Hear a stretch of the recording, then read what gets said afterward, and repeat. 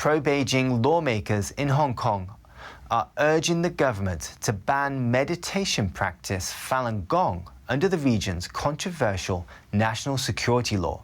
NTD's Woodrow speaks with experts for their reaction.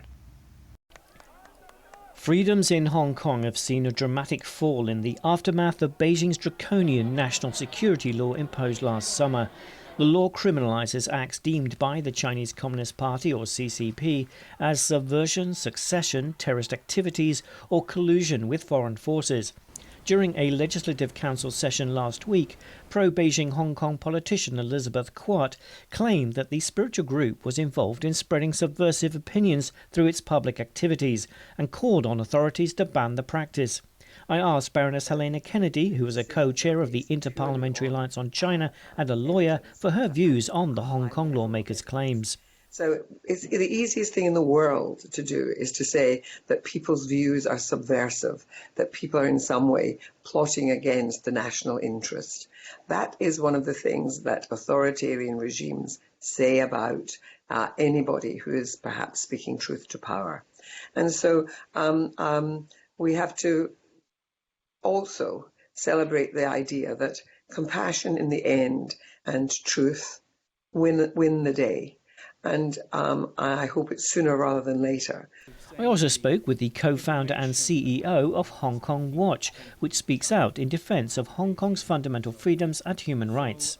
What's your opinion of what's happening and what concerns do you have? Well, I think it's extremely concerning. It's not, I have to say, a surprise, because ever since the imposition of the national security law just over a year ago, pretty much all of Hong Kong's freedoms have been dismantled, and so one always knew that when freedom itself is being dismantled, sooner or later a group like practitioners of Falun Gong, who are so severely persecuted in the mainland, we always knew it was highly likely that they would face difficulties in Hong Kong. Rogers says the speed of the authorities' crackdown on freedoms is a lot faster than he had feared. He predicts the region will see greater pressure and restrictions placed on certain aspects of faith or religion, such as preaching. And other sort of activities that are part of freedom of religion that may have a more political component to them. And I think it's highly likely that Falun Gong, which is so particularly and intensely disliked by the CCP, that the pressure will grow on Falun Gong in Hong Kong very rapidly, I fear. Falun Gong, also known as Falun Dafa, involves meditative exercises and a set of moral teachings based on the principles of truthfulness, compassion and tolerance.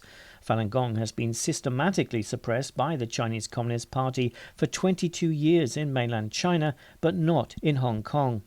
Jim Shannon, who was the chair of the All-Party Parliamentary Group for International Freedom of Religion or Belief, gave us this statement. Falun Gong members who practice their religion and who set up booths in Hong Kong's busiest districts do so in peaceful and unobstructed fashion. They continually tell the true story of China's human rights abuse against Falun Gong in China.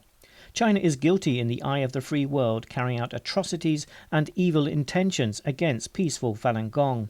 I condemn these actions of China in the strongest terms. Since 1999, millions of Falun Gong adherents have been detained or imprisoned in mainland China, where they suffer torture, abuse and even forced organ harvesting. Neil Woodrow, NTD News.